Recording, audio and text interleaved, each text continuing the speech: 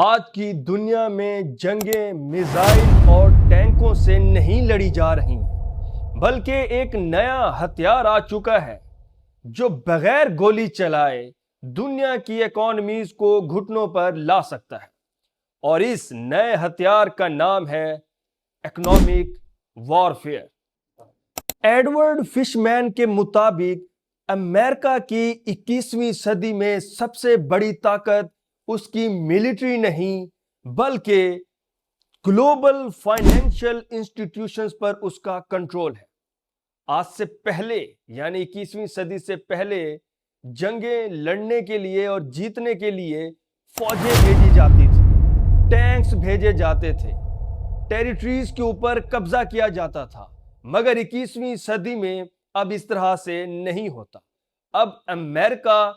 Sanctions لگاتا ہے، dollar system سے باہر نکال دیتا ہے اور بینکنگ سسٹم کی ایکسیس ختم کر دیتا ہے۔ یہ مثال ہمیں نظر آتی ہے 2022 میں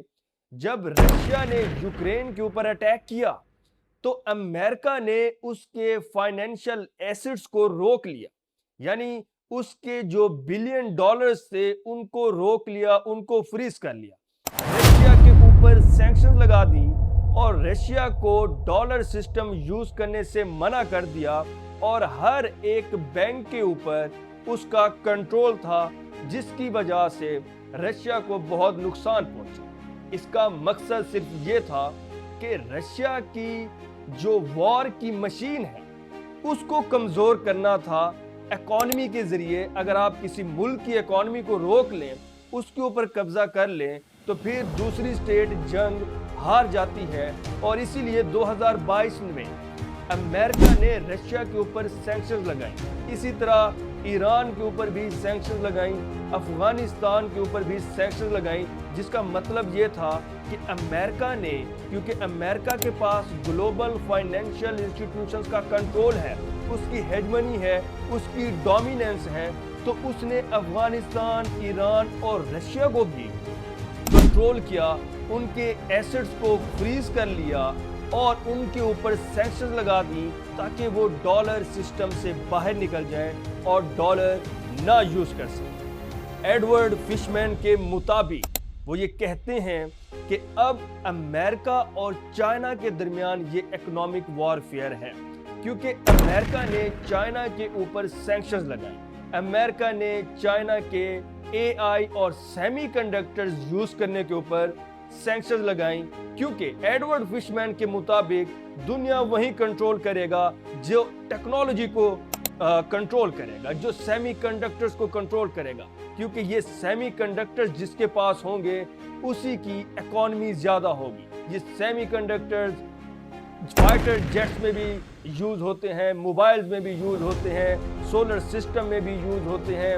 ڈرون سسٹم میں بھی یوز ہوتے ہیں، میزائل میں بھی یوز ہوتے ہیں، سرویلنس سسٹم میں بھی یوز ہوتے ہیں۔ یعنی یہ سیمی کنڈکٹرز جو کنٹرول کرے گا، یہ جو ٹیکنالوجی کو کنٹرول کرے گا، اس کا دنیا کے اوپر راج ہوگا، جس کی وجہ سے امریکہ نے سینکشنز لگائی ہیں چائنا کے اوپر، ٹریڈ سینکشنز لگائی ہیں کہ چائنا سیمی کنڈکٹرز کو تائیوان سے نہیں یوز کر سکتا۔ یعنی یہ ایک گولی چلائے بنا کسی اکانومی کو برباد کرنا ہو، تباہ کرنا ہو، تو پھر اس طرح کی سینکشنز لگائی جاتی ہیں، جیسے امریکہ نے رشیا کے اوپر لگائی اور اب چائنا کے اوپر لگا رہا ہے۔ اور یہیں چائنا اور امریکہ کی رائیولری بھی ہے۔ مگر یہاں سے ایک اہم سوال پیدا ہوتا ہے کہ پاکستان کو کیا کرنا ہوگا۔ پاکستان صرف اپنی ملٹری کے اوپر ریلائے نہیں کر سکتا۔ ملٹری کا سٹرونگ ہونا صرف کافی نہیں، بلکہ اکانومی کا سٹرونگ ہونا بھی اتنا ہی ضروری ہے۔ جس کے پاس زیادہ اکانومی ہوگی اس کی ٹیکنالوجی زیادہ ہوگی، تو وہ ٹیکنالوجی کو گین کر کے اپنی ریزیلینس سٹرونگ کر سکتا ہے، اپنی ڈیٹر سٹرونگ کر سکتا ہے۔ تو لہٰذا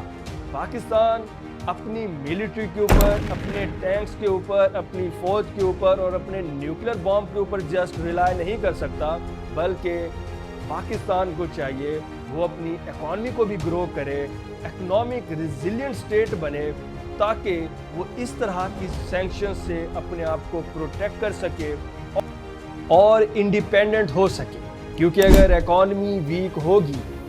تو کرنسی ویک ہوگی اور آپ کے ملک میں فورن ڈائریکٹ انویسٹمنٹ کم ہوگی اور آپ کا جو ڈیفیسٹ ہے وہ بھی بڑھتا جائے گا، آپ اکنامک ٹرمز میں آپ ویک ہو جائیں گے۔ لہذا پاکستان کے لیے سب سے بڑا لیسن ہے کہ صرف ملٹری ہی کافی نہیں بلکہ اکانومی کا سٹرونگ ہونا بھی بہت ضروری ہے۔ شکریہ۔